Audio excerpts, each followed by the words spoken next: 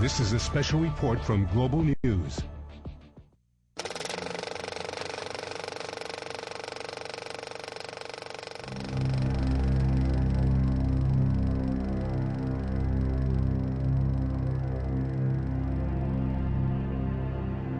September 11th, 2001, a day that changed us, leaving us all living with uncertainty. Not because we live now with war, it has been one of the few constants in human history, but because we live with a war without a face, without a front line, fighting a largely invisible and amorphous enemy. A great Chinese general once wrote that to know victory, you must first know your enemy. Thousands of years later, those words from Sun Tzu's The Art of War weren't lost on the generals who fought the great wars of the last century.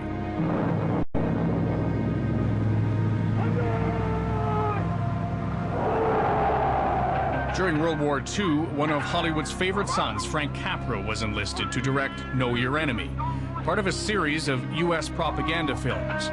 Under the thin guise of education, they served as a way to rally troops and the public, painting a menacing black and white picture of the German and Japanese foe.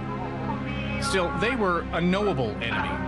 At that point, the Japanese may have carried out the most devastating attack on American soil when they crippled the U.S. fleet in Hawaii. But they were men fighting in uniform, under a flag, for their country, the way it had always been. But as the century wore on, something began brewing in mosques and training camps in Pakistan and Afghanistan that on a clear September morning would surpass Pearl Harbor and once again change everything. Suddenly, there was a new kind of enemy, and knowing it would be harder than ever before.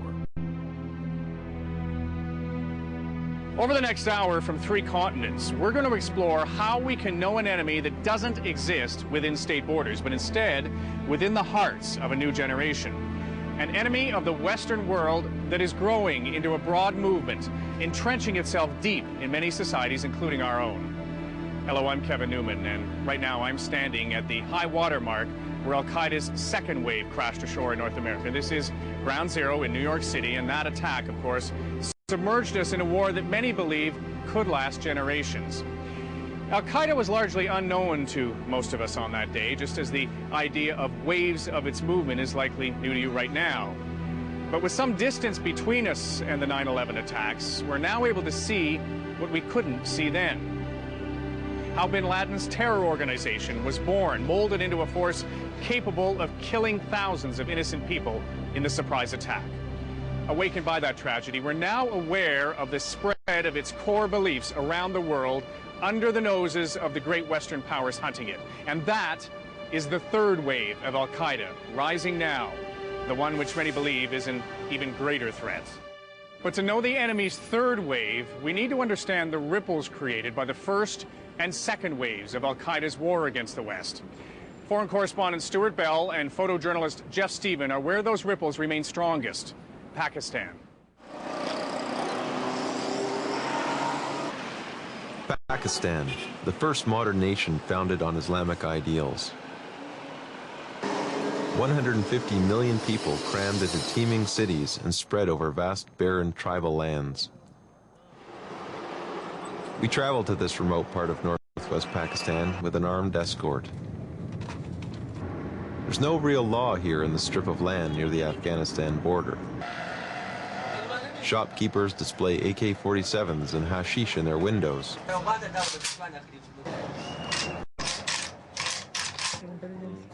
The first person who approached us when we crossed into the tribal areas tried to sell us a gun. Another offered a rocket launcher. The lawlessness makes this a haven for smugglers and bandits, but also for Al-Qaeda terrorists. It's in these hills somewhere that the world's most wanted man is said to be hiding.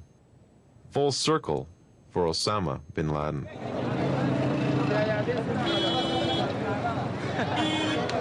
Most expert in Pakistan's rugged northwest frontier in a dusty city called Peshawar. I think the origins of Al-Qaeda were made in Peshawar. It was the birthplace of the Al-Qaeda and the worldwide Islamic movement. I think it was also the capital of the jihad in the world. Al-Qaeda is an Arabic term that means the base. It seems a casual name for the world's most deadly terrorist network, until you understand that what its founders set out to do was create a base that would foster terrorist violence around the world. It all began with a call to arms to rise up against the Soviets in Afghanistan. In 1979, the Soviet Union invaded Afghanistan in a brazen attempt to expand the communist empire to the edge of South Asia. As reports of Soviet atrocities spread, Arab volunteers began converging in Peshawar to help their fellow Muslims. One of them was an Islamic scholar named Abdullah Azzam. Azzam was a Palestinian from Jordan who had taught in Saudi Arabia before moving to Pakistan. At a small mosque in Peshawar's Arbab Road neighborhood, Azzam preached that it was the duty of all Muslims to fight the Soviets.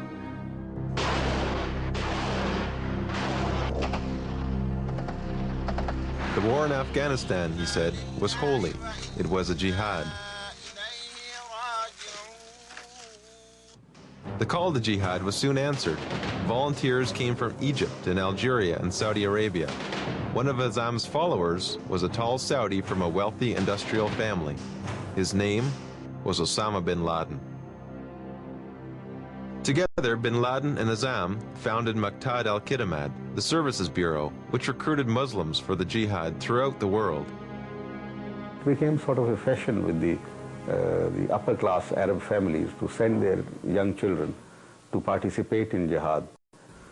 So this was sort of a way to purification for these young people who would do their summer camp in Afghanistan with the Mujahideen. Bin Laden funded, indoctrinated, and trained these foreign fighters, and later he led them in battle. Peshawar was their base. It was where they would come before fighting, and it was where they would go after fighting. And it was in this cauldron that the concept of a global jihad began to take shape. Bin Laden, because of his Islamic views and because of his urge to physically take part in the Afghan jihad, he came here, but I think then there were many people who influenced his thinking, and he became even more radical. By 1989, 15,000 Russian troops had been killed and the Soviets retreated. The victory was largely the work of 7 factions of Afghan guerrillas, not to mention the Pakistani, American, British, and Saudi intelligence services. But bin Laden and his volunteers felt that they had played a decisive role. When the Soviet Union withdrew, it was hailed as a victory by the Afghan Mujahideen and their guest fighters from all over the world.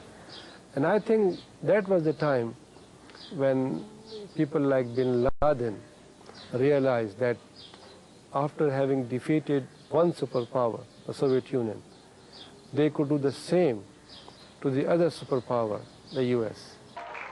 The first al-Qaeda attacks targeted American troops deployed to Somalia. 2 Black Hawk helicopters were downed in Mogadishu. In February 1993, al-Qaeda made its first attempt on the World Trade Center. Over time, al-Qaeda's attacks became more outlandish. There were plots to kill the Pope and President Clinton. Bin Laden, from his new lair in Sudan, began seeking chemical, biological, and nuclear weapons. Bin Laden moved back to Afghanistan in 1996, and in August of that year declared war on the United States. A month later, the Taliban captured Kabul. Bin Laden quickly formed an alliance with the new rulers. Al-Qaeda would defend the Taliban, and in return, Afghanistan would be bin Laden's safe haven. Few had heard of al-Qaeda until August 7, 1998, when truck bombs exploded outside the American embassies in Kenya and Tanzania. 213 people were killed. Bin Laden suddenly became the world's most wanted terrorist. I ordered our armed forces